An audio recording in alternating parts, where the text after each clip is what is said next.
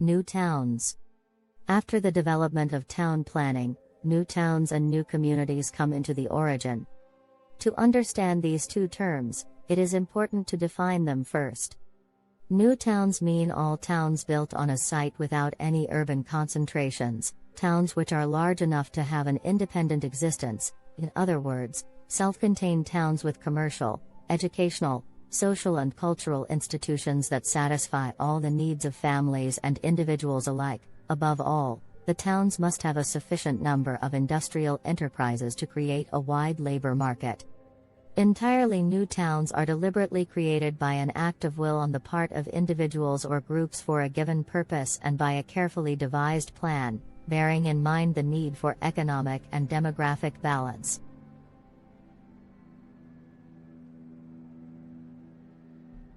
New communities.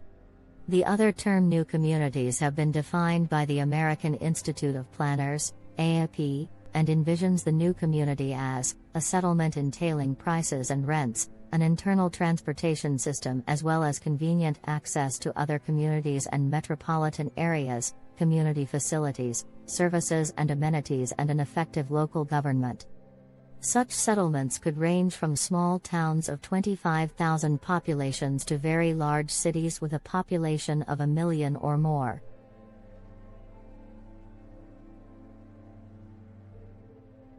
Laws for town planning. Town and countryside planning is the land use planning system by which the British government seeks to maintain a balance between economic development and environmental quality in the United Kingdom. The essential framework for the system was set in the Town and Country Planning Act of 1947, with a critical addition in 1955 of green belts, which were introduced via a government circular.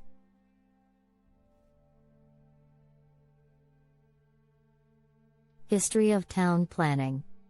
The practice of town planning is much older than the modern professions.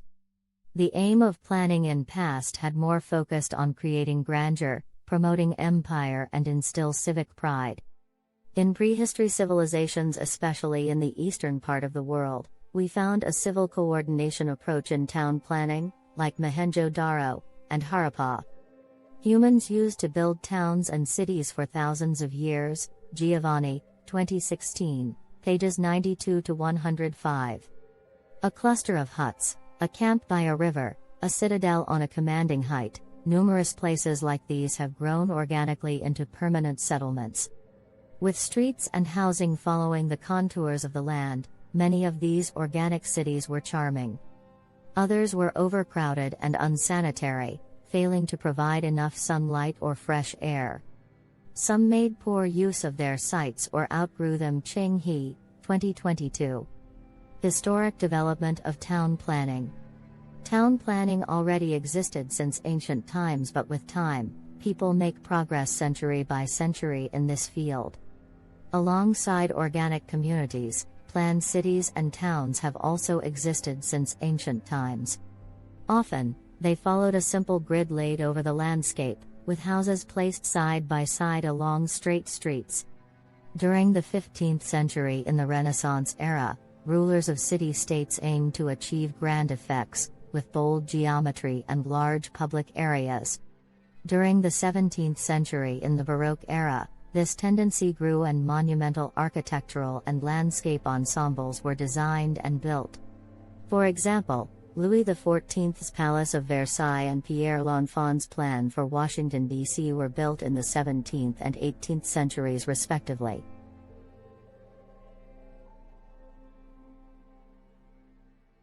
After the 18th century, different plans were imposed on colonial lands.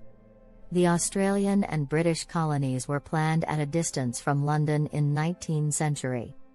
In the same century, the latest features such as parks in city plans were also introduced to enhance the beauty of towns and lands. An example is New York's Central Park, designed by Frederick Law Olmsted and Calvert Vaux. Cheng He, 2022. At the start of 20th century, town planning becomes a profession in its own right. Different schools of thought about civic design become popular. They included the Garden City and City Beautiful monuments, and the modern revival of historic place-making associated with Viennese planner Camilo's sites, Abbas, 2014, pages 327 to 338. Needs for town planning on Earth. Earth is the third planet among 8 confirmed planets in our solar system.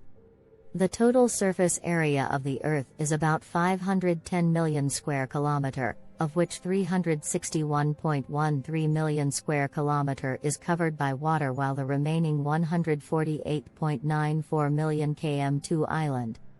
2021, September 100. The Earth has a radius of approximately 3,000 kilometers.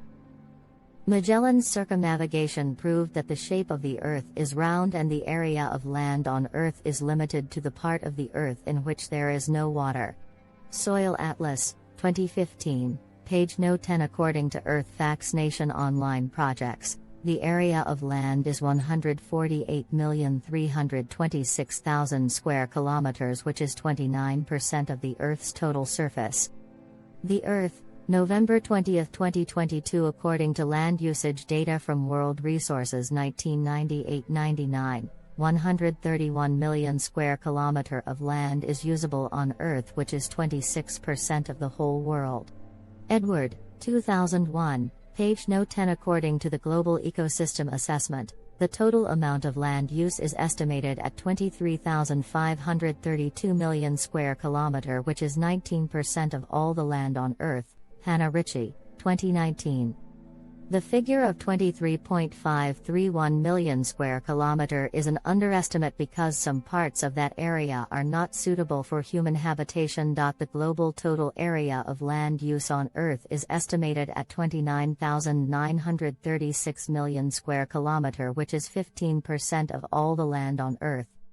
The majority of this area was used by humans, but there are areas too small to be developed and there are areas too big to be used for agriculture or livestock grazing. These figures show that large human populations are still present in some parts of the world where there has been major population growth, such as China and India, where hundreds of millions of people were living in large settlements till recent decades, when they were mostly displaced by immigration from other countries like Europe and South America, who were living in cities and towns with high population density during this period.